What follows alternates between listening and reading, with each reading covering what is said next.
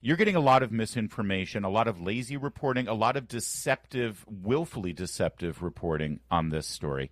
We want to get to the facts. Will Chamberlain, senior counsel at the Article 3 Project and Internet Accountability Project, has done that research. And, Will, I want to thank you for this. I have referred so many people to the research that you've done on it. And I got to ask you, you have the truth about this case. You have court documents that you have put on your X account. Was it hard to find? Is there any reason why anybody with a journalism degree or someone like me with just a high school degree can't do what you did? Not at all. These documents are all publicly available on Pacer, and there's not even that much in terms of reading to do here. This is 30 pages of reading, maybe. I've seen many and much more complicated court cases that I've tried to cover in the past. This is an easy one. So let's get to, the one thing that the media seems to get right is that he did enter the country illegally in 2012. That we know, and he even admitted that, by the way. Then they say that there is no evidence that he is a member of MS-13. Tell me, what have you seen with regard to that evidence? Well, that's just clearly false. And we know that's false because in 2019, an immigration judge explained that there was a combination of testimony, of a gang worksheet, and of apparel that provided evidence that led her to find that he was a verified member of MS-13, and that finding was upheld on appeal. Now, we weren't in that hearing, and it's certainly not the standard of, a criminal trial where you would prove something beyond a reasonable doubt. This was a bond hearing, so the burden was actually on Abrego Garcia to prove that he was not a danger to the community. So, maybe he isn't a member of MS-13, but there's evidence of it for sure, and the people who are suggesting there's no evidence of it are lying. Right, and if you're running a Department of Homeland Security with immigration policies and you're dealing with an illegal immigrant, you have to take a court's ruling on cases like this to execute your policy, all right? But that is due process that you just laid out. Let me ask you one other question, and I'll hand it over to Julie. But we're also hearing that he was allowed to stay in the country because he feared for his life from this 18th Street gang.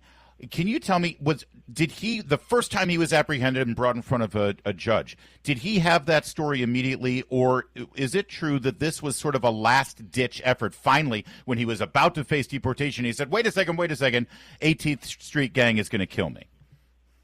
I think what happened was, he applied for a bond saying that he was going to make an asylum application. So I think that there was some idea that they were going to come up with some story. Whether they had this all figured out at the time of the bond hearing is unclear. But I think the thing people need to understand is, if this story was real, he could have come to a port of entry, he could have brought it to the government. He had a whole year after crossing the border to make a claim for asylum. He didn't do that. He only claimed asylum after he was detained and very obviously about to be deported.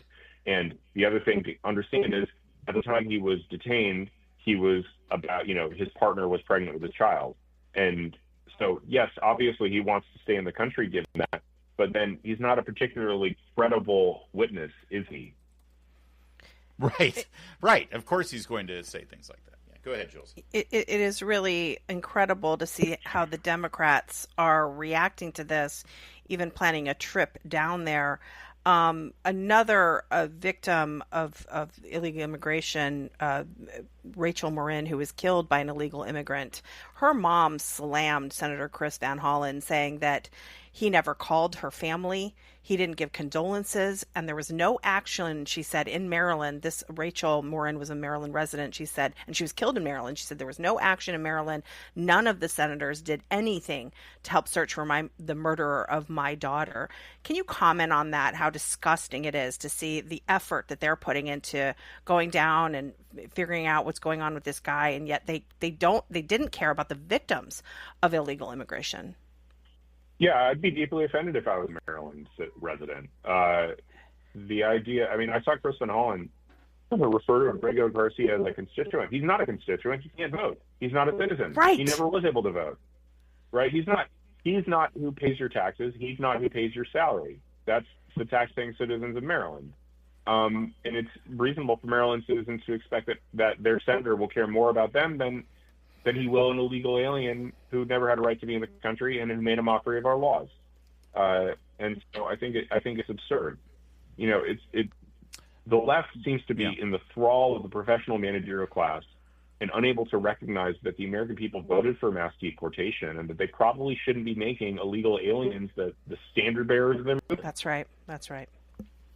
We're speaking with Will Chamberlain, Senior Counsel at the Article 3 Project and Internet Accountability Project. A couple of rapid-fire questions and answers here. First, I keep hearing that the Supreme Court ordered the Trump administration to return this man.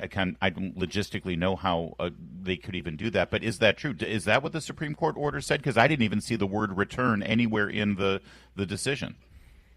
No, they ordered him to facilitate, they ordered the government to facilitate his release from custody. That, in the context of immigration, means to eliminate any U.S. side obstacles to returning him to the country. Okay, so but it's not incumbent on them to go in and retrieve him. Right. In fact, I don't even know mechanically how they would do that. Let me ask you one other thing. This has to do with due process. Everyone says, well, he should have due process. He should have due process. Based on your understanding of our immigration laws, was he denied due process here? I mean, in some abstract sense, he should not have been removed to El Salvador until the withholding of removal was lifted. But this guy has had quite a bit of due process. Remember, he was detained back in 2019 and had had an immigration hearing, a bond hearing, an appeal. Like, this guy had way more due process than an illegal immigrant should have. He should have been deported 6 years ago, and that's the real scandal here.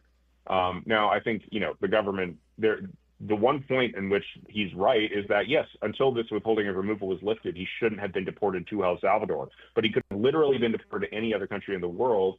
And if the Trump administration had just, gone to court and said, the circumstances in El Salvador had changed, it's a safe country, we can remove him there, he would have ended up back in El Salvador anyway. So it's as close to harmless error as you'll find. And again, real fast, was he ever granted asylum? I mean, he claimed he would get murdered, but it was from a gang, not from the Salvadoran government. That would be a cause for asylum. But was he ever actually granted asylum? No, and you're not even right there, Larry. He never could have gotten asylum because he didn't make an application within 1 year of entering the country. He was totally time barred from asylum. Oh, thank you. I appreciate that. So, yeah, that's true. Yeah. I was sort of making in terms of just, you could claim political persecution from the government, but that's not what he got. And also, this gang that he said threatened his life, they don't exist anymore. Is that right? They still exist, but most of them are in jail. El Salvador is now one of the safest countries in the Western Hemisphere. So, there's no basis on which to say that he fears this persecution, which means that because he never had legal status in the United States, he'd be going home to El Salvador. This story never ends with him coming back to Maryland. It never does, right? Even if, he manages to get back to the United States and go through the process, he'll just get deported again. Low-hanging fruit question. Are you surprised how people in the media are not focusing on the facts of this case that we've just laid out? Or is it? I know that it's not surprising at this point, but good Lord, the lies. Are they lazy, do you think? Or do you think that they're willfully misleading their viewers and their listeners? They are. I mean, every reporting says Maryland man in protected legal status, and that's at a minimum deceptive, right? He's an illegal alien, and the quote-unquote protected legal status is not a right to reside in the United States. And so you see endlessly so many Democrat voters and really just normal people confused and assuming that this guy is just like a Maryland citizen who obviously has a right to be in the United States, who had asylum or something else. No, he never did. And I think the more people realize that, the more they realize, oh yeah, this is just yet another instance of the media lying. And Democrats defending the indefensible. Will Chamberlain, great stuff.